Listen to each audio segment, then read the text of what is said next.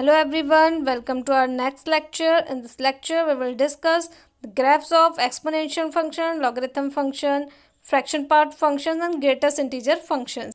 इस वीडियो को पूरा वॉच कीजिएगा। इस वीडियो में मैंने ये भी बताया कि किस तरीके से आप greatest integer function and fraction part functions की वैल्यूज़ को एक सेकंड में निकाल सकते हैं। और अगर आपको मेरी वीडियो पसंद आ रही है तो लेटेस्ट अपडेट के लिए प्लीज़ सब्सक्राइब कीजिए, शेयर कीजिए एंड लाइक कीजिए। हम अपने प्रीवियस लेक्चर को कंटिन्यू करते हुए आज हम बात करेंगे एक्सपोनेंशियल फंक्शंस की।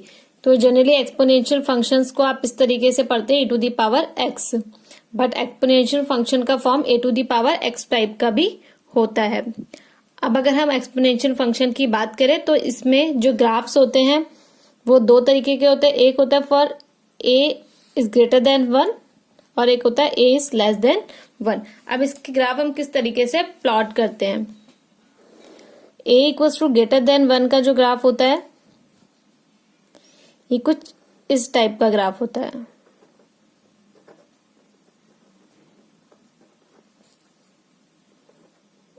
-1, -2, -3 and so on 2, 3 and for a is less than 1 ये कुछ इस तरीके का ग्राफ होगा।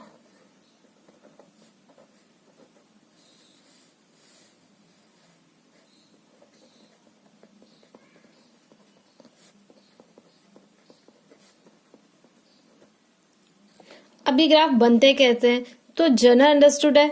अगर सपोज आपको ग्राफ बनाना है, अगर मैं बात करती हूँ a इज ग्रेटर देन 1 की, तो सपोज a को मैं यहाँ पर 2 लेट कर लेते हैं। 1 बाय 1 ग्राफ बना लेते हैं। ग्राफ बनाने के लिए फर्स्टली हम एक कॉलम ड्रॉ कर लेते हैं x y। you have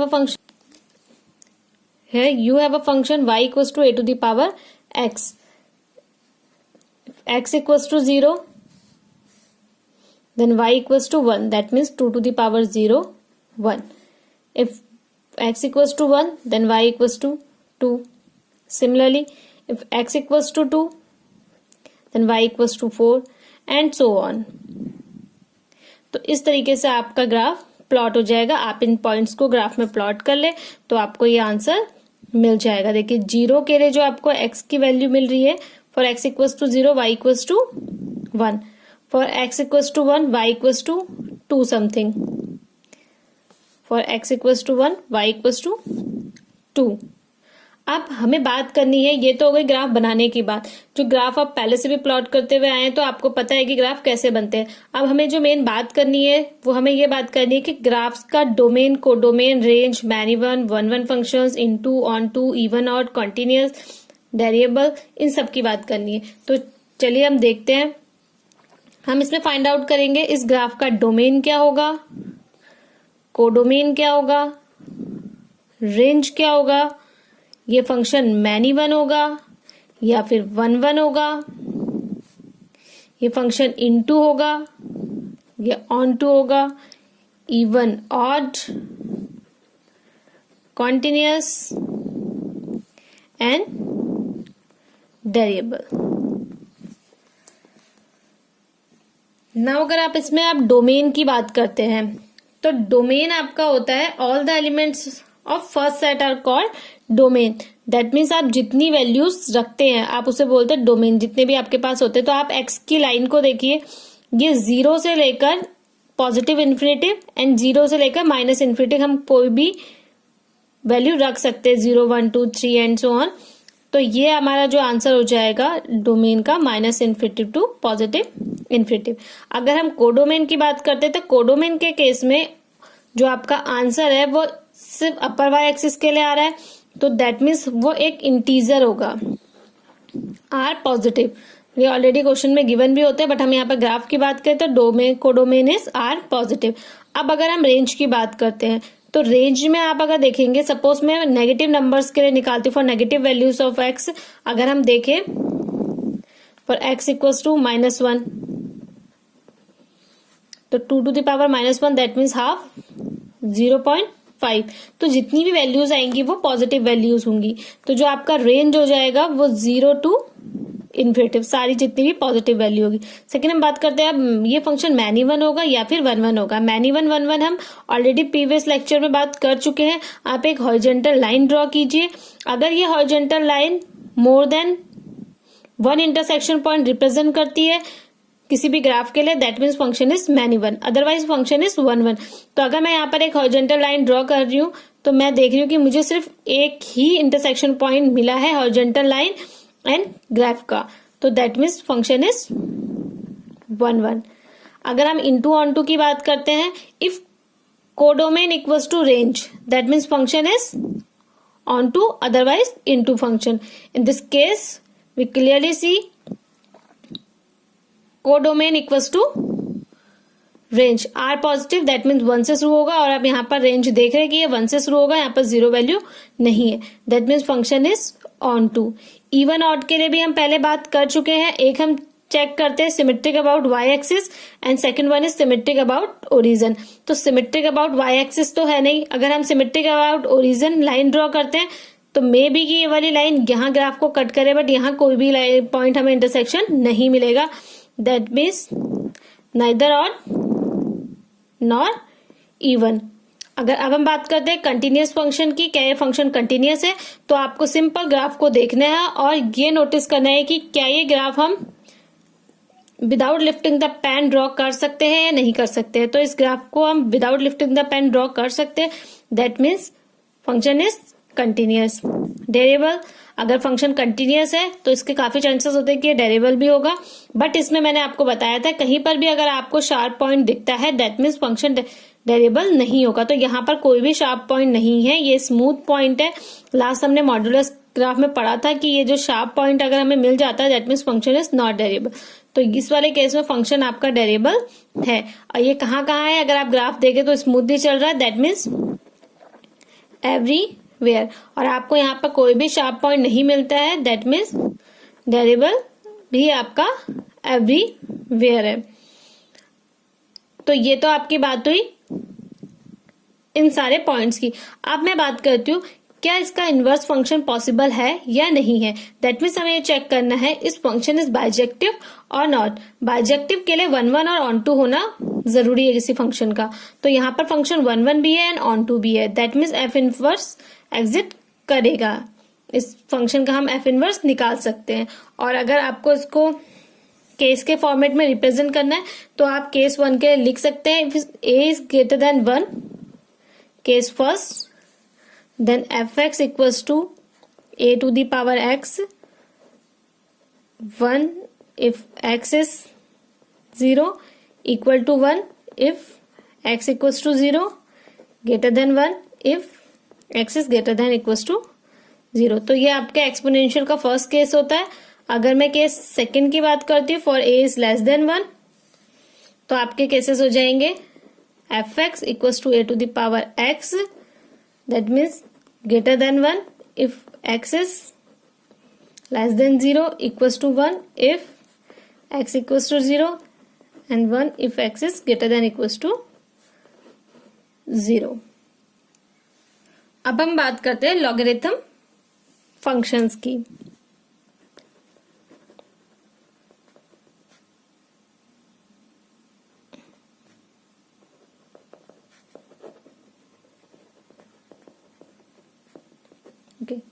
तो लॉगरिथम फंक्शंस जो होते हैं वो इस तरीके से रिप्रेजेंट होते हैं, F X equals to log A base X. यहाँ पर ए आपको कोई भी बेस हो सकता है। अब इसके लिए जब भी हम ग्राफ बनाएंगे इसमें भी हमारी दो कंडीशन होगी, one is for a is greater than 1 and second one is a is less than 1। अब अगर हमें ग्राफ ड्रॉ करने हैं तो ये ग्राफ कुछ इस तरीके से होंगे।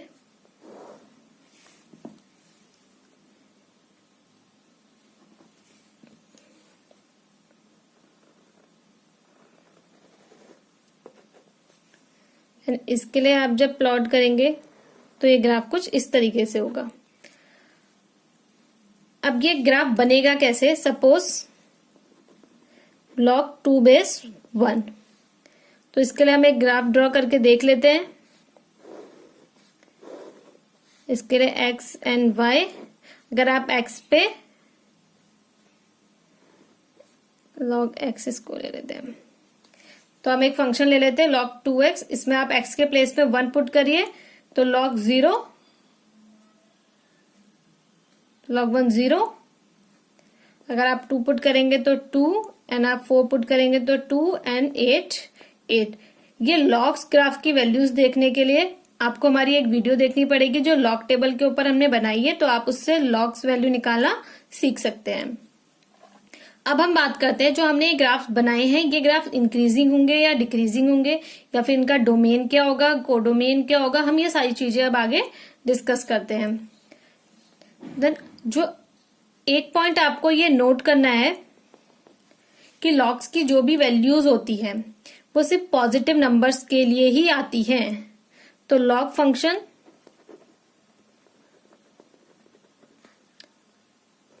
फॉर ओनली पॉजिटिव नंबर्स, मतलब जो आपके लॉग फंक्शंस होते हैं या फिर आपको जो लॉग वैल्यूज मिलती है वो सिर्फ आपको पॉजिटिव नंबर्स के लिए ही मिलेगी। नेगेटिव नंबर्स के लिए लॉग की वैल्यूज नहीं होती है। इसलिए आप देख रहे हैं कि ये ग्राफ सिर्फ पॉजिटिव वैल्यूज के लिए निकाला गया। देखो x की सिर्फ पॉजिटिव वैल्यूज के लिए निकाला है, यहाँ भी सिर्फ x की पॉजिटिव वैल्यूज के लिए ग्राफ मैंने निकाला है और नेगेटिव वैल्यूज के लिए ग्राफ नहीं निकाला है, क्योंकि लॉग्स की वैल्यूज नेगेटिव नंबर्स के लिए नहीं निकलती है। अब अगर मैं बात करूं इसके डोमेन की, कोडोमेन, तो देखिए हमें क्या आंसर मिलता है। अगर हम बात करते हैं डोमेन की, तो इसका जो डोमेन होगा वो R पॉजिटिव होगा। डोमेन दैट मीन्स जितनी वैल्यूज मैं x की रख सकती हूँ, तो मैं x की सिर्फ पॉजिटिव वैल्यूज रख रही हूँ, इसलिए मैंने इसकी डोमेन को लिखा है R पॉजिटिव। कोडोमेन यानी कि आपकी y की कितनी वैल्यूज पॉसिबल हो सकती है। सेम कोडोमेन के केस में आप देख रहे हैं कि y पॉजिटिव एक्सिस के लिए भी एग्जिट कर रहा है एंड नेगेटिव एक्सिस के लिए भी एग्जिट कर रहा है। दैट मीन्स कोडोमेन आपका यहाँ पर R हो जाएगा। अगर आप रेंज की बात करते हैं, रेंज दैट मीन्स आपको कितने आंसर मिल रहे हैं, तो अगर आप आंसर्स की बात करते हैं तो जो भी आपको लॉग के लिए आंसर्स मिलेंगे तो एक्स एक्सिस के लिए आपको ये दोनों ही आंसर इजी मिल रहे हैं। तो आपका जो आंसर हो जाएगा वो इन्फिनिटिव टू माइनस इन्फिनिटिव जाएगा। रेंज आपका जो आंसर आता है वो होता है। तो यहां पर अगर आप देख रहे हैं तो यहाँ पर आप देख रहे हैं जो इसका रेंज है एंड कोडोमेन है, both are equal, that means function is onto function. अब हम many one and one one function की अगर बात करें तो many one and one one के केस में आप ये देखते हैं कि अगर आप हॉरिजॉन्टल को लाइन ड्रॉ करते हैं, अगर इसका point of intersection more than 1 होगा that means function is many one, otherwise function is 1 1। तो अगर इसके केस में अगर मैं एक हॉरिजॉन्टल लाइन ड्रॉ करती हूँ तो मैं देखती हूँ we will find only one intersection point, that means function is 1 1 function। अब अगर हम इवन एंड ऑड फंक्शंस की बात करते हैं, यहाँ पर अगर मैं इवन ऑड की बात करूं तो सबसे पहले आप सिमेट्रिक y एक्सिस देखिए, तो y एक्सिस में आपको कोई भी सिमेट्रिक नहीं मिल रही है क्योंकि ग्राफ सिर्फ एक ही एक्सिस की तरफ है एंड आपका इस वाले क्वाड्रेंट में कोई भी ग्राफ ड्रॉ नहीं हो रहा है। फिर आप सिमेट्रिक अबाउट ओरिजिन देखिए, तो यहाँ पर आपको ये इंटरसेक्शन पॉइंट मिलेगा लेकिन यहाँ पर आपको इंटरसेक्शन नहीं मिलेगा, that means none, neither odd and nor even. अब हम ये चेक करते हैं कि क्या ये फंक्शन कॉन्टिन्यूअस है या फिर नहीं है। Same function is continuous because you will be able to draw this graph without lifting the pen, तो that means function is continuous. Function is continuous for R positive, सारे R पॉजिटिव के लिए function आपका continuous है। If function is continuous then definitely it is derivable. The condition there is no sharp point, so there is no sharp point, that means function is derivable also. अब हम बात करते हैं greatest integer functions की।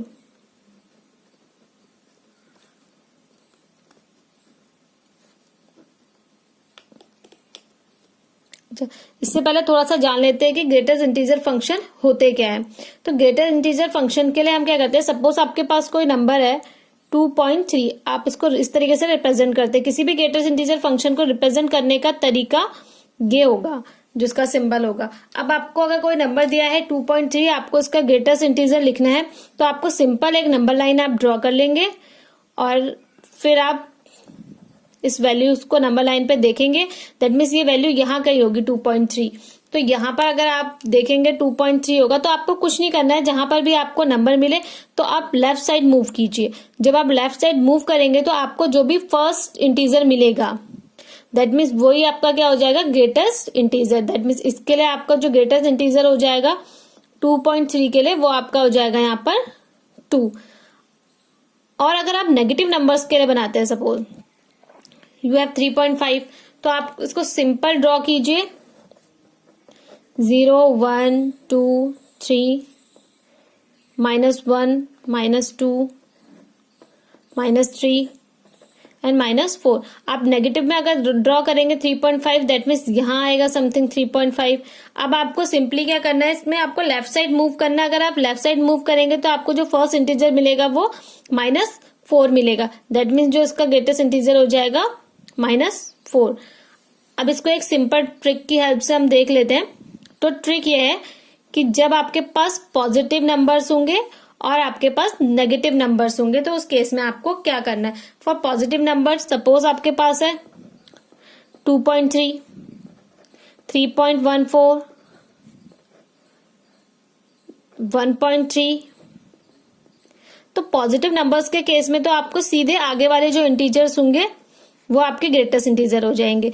Negative के case में suppose आपके पास जो भी नंबर्स है, तो आप इस 3 में +1 जोड़ देंगे, -4।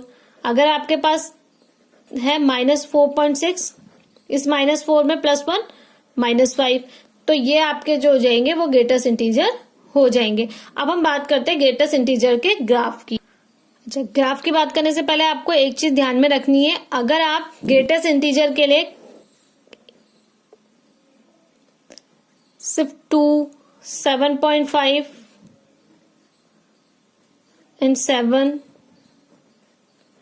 -7 इसके अगर आप ग्रेटेड फंक्शन लिखेंगे तो 2 के लिए आपको 2 ही मिलेगा, क्योंकि ऑलरेडी ये एक इंटीजर है। -7.5 के लिए आपको -8 मिलेगा, 7 के लिए आपको 7 एंड -7 के लिए आपको -7 ही मिलेगा।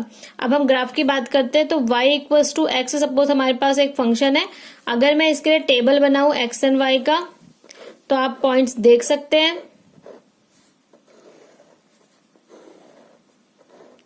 अगर आपको किसी भी फंक्शंस के बारे में जानना है कि फंक्शन का डोमेन क्या है, कोडोमेन क्या है, तो आपको उसका ग्राफ पता होना बहुत जरूरी है। तो अगर आप x 0 लेते हैं तो 0 ग्रेटेस्ट इंटीजर के लिए y आपका 0 आएगा। अगर आप पॉइंट्स में नंबर लेते हैं, सपोज 0.1 लेते हैं, तो मैंने आपको बताया था कि आपको लेफ्ट साइड मूव करना है, तो 0.1 के लिए भी आपका आंसर 0 ही होगा। सिमिलरली आप 0.2 के लिए लेते हैं तो ये पॉजिटिव नंबर है, तो आपका आंसर 0 होगा। ऐसे ही करते करते आप सपोज 1 की तरफ मूव करते हैं, तो फिर अगेन आपको क्या मिलेगा, 1 मिलेगा। देन 1.1 के लिए भी आपको 1 मिलेगा, और ऐसे आगे ये नंबर चलता जाएगा। और अब अगर आपको इसका ग्राफ प्लॉट करना है तो आप क्या करेंगे,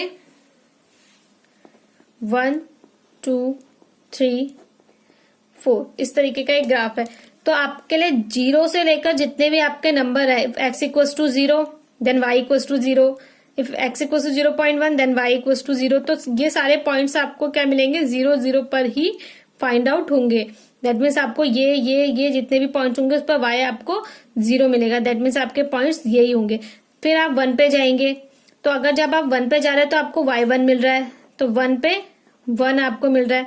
देन 1 से 2 तक के बीच में अगेन आपको आंसर क्या मिलना है, 1 1 1 मिलना है। तो आपका ग्राफ इस तरीके से बन जाएगा।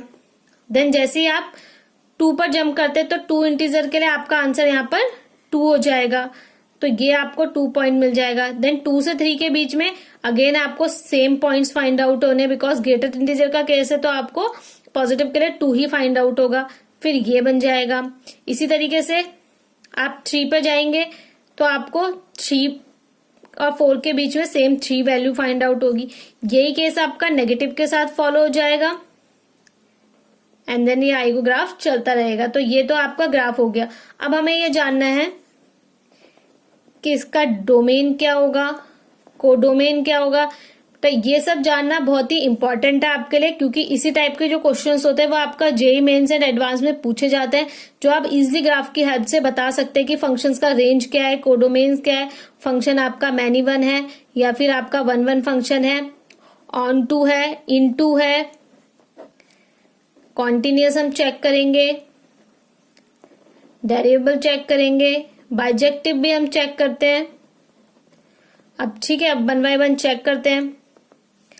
अगर अब मैं बात करती हूँ सिर्फ डोमेन की, तो आपको पता है डोमेन वो वैल्यूज होती है जितनी वैल्यूज आप रखते हो। दैट मीन्स डोमेन आपका कहाँ से बिलोंग कर रहा है, आर से। दैट मीन्स आपका डोमेन आर है, आप सारी values -infinity to positive infinity यहाँ पर पुट कर सकते हैं। देन अगर हम बात करते हैं रेंज की, तो जो आपका रेंज है, तो वो सारे आंसर्स क्या आते हैं, आप रेंज अगर देखें तो ये जितने भी आंसर्स होते हैं ये आपके रेंज होते हैं। तो ये जो रेंज आएंगे आपके ग्रेटेस्ट इंटीजर के केस में जितने भी होते हैं सब इंटीजर्स ही होते हैं। तो आपके जितने भी रेंज होंगे वो आपकी इंटीजर्स होगी। और अगर आप कोडोमेन की बात करते हैं तो कोडोमेन जो भी आपके वाई सेट में है, दैट मीन्स वाई एक्सिस में अगर आप देखें तो पॉइंट्स के नंबर इंक्लूडेड नहीं है, सिर्फ 1 2 3 4 एंड -1 -2 -3 इंक्लूडेड है। दैट मीन्स आपके जो कोडोमेन हो जाएगा वो भी क्या हो जाएगा, एक इंटीजर हो जाएगा। अब आप देख रहे हैं कि आपका कोडोमेन एंड रेंज इक्वल है। अगर आपका कोडोमेन एंड रेंज इक्वल है दैट मीन्स फंक्शन कैसा फंक्शन हो जाएगा, ये आपका ऑन टू फंक्शन हो जाएगा। और मैनी वन और 1 1 का केस तो मैं आपको बता ही चुकी हूँ। आपको सिर्फ ग्राफ के लिए एक हॉरिजॉन्टल लाइन ड्रॉ करनी है। अगर आपने देखो हॉरिजॉन्टल लाइन ड्रॉ करी, अब इसमें हम इंटरसेक्शन पॉइंट देखते हैं। तो देखो 1 2 3 4 5 बहुत सारे इनफाइनाइट आपके पॉइंट्स में इंटरसेक्ट कर रही है ये लाइन। दैट मीन्स फंक्शन आपका कैसा हो जाएगा, मैनी वन फंक्शन। अब हम बात करते हैं कंटिन्यूअस की। अगर हम कंटिन्यूअस की बात करें तो हम इस ग्राफ को सिर्फ इतना देखो बिना पेन उठाए बना रहे हैं, देन फिर इतना बिना पेन उठाए बना सकते हैं, देन फिर इतना बिना पेन उठाए बना सकते हैं। तो हम ये बोल सकते हैं, हमें डायरेक्टली नहीं बोलना है कि function is not continuous, but हम ये बोलेंगे function is continuous at every point accept integers. कि हम ये सिर्फ इंटीजर्स में क्या होंगे, कंटिन्यूअस नहीं होंगे। देखिए आप 1 से यहां तक जाइए 2 तक, तो आप इजिली ग्राफ बना रहे हैं बिना पेन उठाए, तो दैट मीन्स ये कंटिन्यूअस है। और आप जैसे ही देखो इंटीजर में पहुंचोगे तो आपको पेन उठाना पड़ रहा है, दैट मीन्स ये इंटीजर पर कंटिन्यूअस नहीं है। तो function is continuous everywhere except integers. सिर्फ इंटीजर्स में आपका फंक्शन कंटिन्यूअस नहीं है। सेम आपका डेरिवेबल के केस में आ जाएगा, हर जगह आपका डेरिवेबल है एक्सेप्ट इंटीजर्स। अब अगर हम बात करते हैं बाइजेक्टिव, तो बाइजेक्टिव का मैंने आपको केस बताया, if function is onto and 1 1 then we can say function is bijective. तो here function is not bijective. If function is not bijective that means f inverse is not possible. अच्छा, हम second चीज देखेंगे कि function periodic है या फिर नहीं है। तो ये फंक्शन अगर आप देखो तो पर इंटरवल के बाद कंटिन्यूअस नहीं हो रहा है, that means function is non periodic. Non periodic. अब जो आपको सेकंड पॉइंट नोट करना है वो ये पॉइंट नोट करना है कि इस फंक्शन को हम floor function and step function भी बोलते हैं। क्लियर है। अब हम बात करेंगे फ्रैक्शनल पार्ट। ठीक है,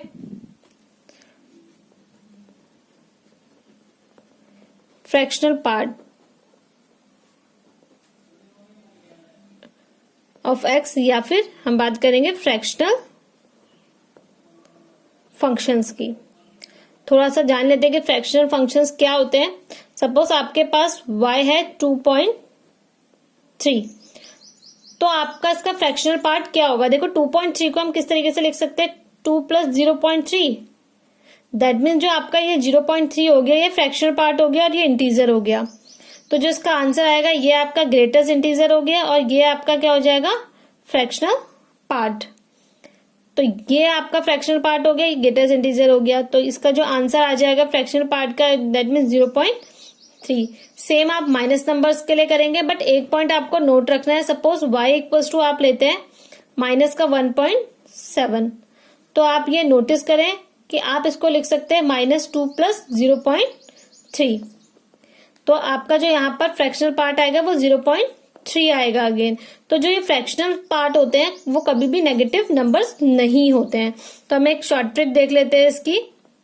अगर x आपके पॉजिटिव नंबर्स है, सेकेंड केस अगर x आपके नेगेटिव नंबर्स है। पॉजिटिव नंबर्स के केस में ये 1.3 अगर आप बात करते हैं तो इसका जो आंसर आ जाएगा वो 0.3 आ जाएगा। अगर आप 3.14 किसी नंबर की बात करते हैं तो जो आपका सिंपल फ्रैक्शनल पार्ट है दैट मीन 0.14, ये आपका फ्रैक्शन फंक्शन का आंसर हो जाएगा। अगर आप नेगेटिव नंबर्स की बात करते हैं तो नेगेटिव नंबर्स के केस में आपको सिंपली क्या करना है, सपोज आपके पास है -1.3 तो आपको कर देना 1 - 0.3, जो भी आंसर आएगा वो आपका फ्रैक्शनल पार्ट का आंसर हो जाएगा। अगर सपोज आपके पास है 2.3 तो 1 - 0.3 तो ये आपका आंसर हो जाएगा फ्रैक्शनल पार्ट के। अब आप एक पॉइंट नोट करेंगे, जितने भी आपके इंटीजर्स के फ्रैक्शनल पार्ट होगा, इंटीजर्स का जो आपका फ्रैक्शनल पार्ट होगा वो 0 आएगा। एंड जो अगर आपका इंटीजर का ग्रेटेस्ट फंक्शन होगा वो आपका खुद ही एक इंटीजर आएगा। दैट मीन्स अगर मैं 2 की बात करती हूँ, 3 की बात करती हूँ, 4 की बात करती हूँ तो उसका फ्रैक्शनल पार्ट 0 होगा। अगर मैं आपको बोलती हूँ कि इसका फ्रैक्शनल फंक्शन लिखिए तो 2 को आप 2 + 0 करके रिप्रेजेंट करेंगे। दैट मीन्स जो आपका 0 होगा वो इंटीजर का फ्रैक्शनल पार्ट होगा। और इंटीजर्स के ग्रेटेस्ट फंक्शन की हम बात करते हैं तो ग्रेटेस्ट फंक्शन खुद वो ही नंबर होता है। अब हम ग्राफ बनाते हैं। Suppose we have a greatest function y = x। इसके लिए हम सबसे पहले एक टेबल ड्रॉ कर लेते हैं।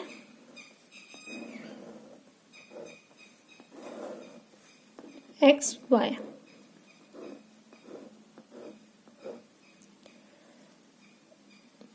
ठीक है। 0 के लिए आंसर क्या हो जाएगा? 0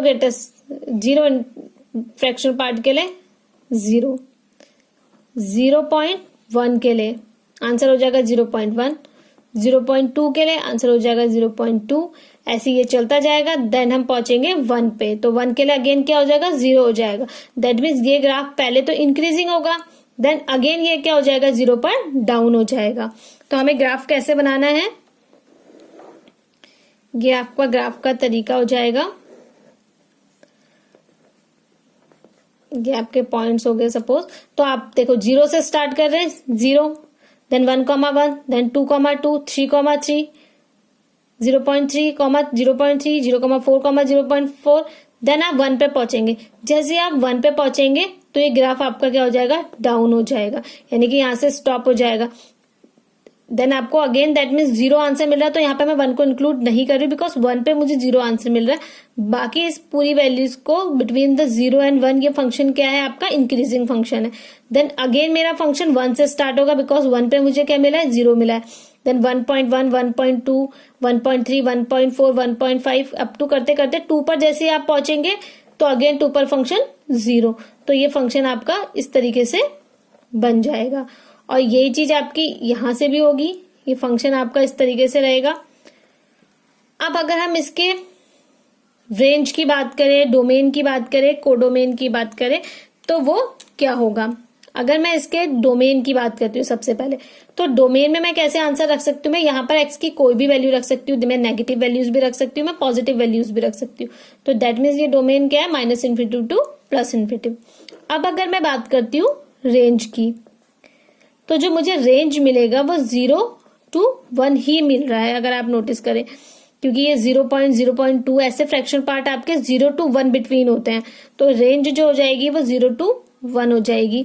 या तो आपको आंसर इसी के 1 आपको कभी आंसर किसी केस में मिलेगा नहीं, क्योंकि फ्रैक्शनल पार्ट आप देख रहे हैं कि फ्रैक्शनल पार्ट 0 हो जाता है और बाकी पॉइंट के बाद का 0.1, 2, 3 पॉइंट के लिए 0.1, 0.2, 0.3, 4 एंड सो ऑन 0.9 तक ही आपको आंसर मिलता है। दैट मीन्स बिटवीन 0 to 1 आपका आंसर होता है। तो आपका जो रेंज आएगा वो 0 to 1 आएगा। अब अगर मैं बात करूं कोडोमेन की, तो कोडोमेन आपका यहाँ पर R हो जाएगा। अब मैं फंक्शन मैनी 1 की बात करती हूँ, 1 1 की बात करती हूँ, तो आपको सिंपली एक हॉरिजॉन्टल लाइन ड्रॉ करनी है। इंटरसेक्शन पॉइंट आप देख रहे हैं 1 2 3 4 5, तो दैट मीन्स ये फंक्शन कैसा फंक्शन हो जाएगा? Many 1 function. And onto into की बात करते हैं तो आपको ये देखना है कि क्या कोडोमेन रेंज के बराबर है या नहीं है। तो इससे आपको ऑन टू इनटू फंक्शंस का पता चल जाएगा। ये नाइदर ऑड है नॉर इवन है, ये फंक्शन पीरियोडिक है या नहीं है। तो आप देख रहे हैं कि हर इंटरवल के बाद ये सेम मुझे मिल रहा है। दैट मीन्स 0 to 1 के लिए फंक्शन सेम बना हुआ है एंड अगेन 1 to 2 के लिए फंक्शन सेम बना हुआ है, अगेन फिर से सेम बना हुआ है। तो ये फंक्शन आपका पीरियोडिक हुआ। बच्चे इसमें बहुत कंफ्यूज होते हैं, तो ये आप नोटिस करना है कि ऐसे जो फंक्शंस होते हैं वो पीरियोडिक फंक्शंस होते हैं। एंड इसका एफ इनवर्स पॉसिबल नहीं है बिकॉज हमें यहाँ पर ही फंक्शन मैनी वन दिख गया है। अगर हम इंक्रीजिंग की बात करेंगे, yes function is increasing between 1 to 2, 1 से लेकर 2 के बीच में फंक्शन इंक्रीजिंग है, देन फिर डिक्रीज हो जा रहा है। ऐसी 2 to 3 फंक्शन इंक्रीजिंग है, तो हम बोलेंगे function increasing 0 to 1, 1 to 2, 2 to 3, ऐसे आपका फंक्शन क्या आ जाएंगे, इंक्रीजिंग आ जाएंगे। बाकी सब जगह आपका फंक्शन 0 हो जाएगा। Function is continuous, function is continuous except integers. Similarly, function is variable except integers. और मुझे बहुत अच्छा लगेगा कि अगर आप स्क्वायर रूट फंक्शंस के ग्राफ का बायोडाटा लेके आएंगे। स्क्वायर रूट फंक्शन आप y equals to root X लेंगे, आप इसका ग्राफ प्लॉट करेंगे और इसका बायोडाटा जो भी है, इसका नेम क्या है, इस कोडोमेन क्या है, दैट मीन्स कास्ट का है, कहाँ रहता है, क्या करता है, आप सब कुछ मुझे बताएंगे। ये इसका बायोडाटा होमवर्क से आप करके लेंगे।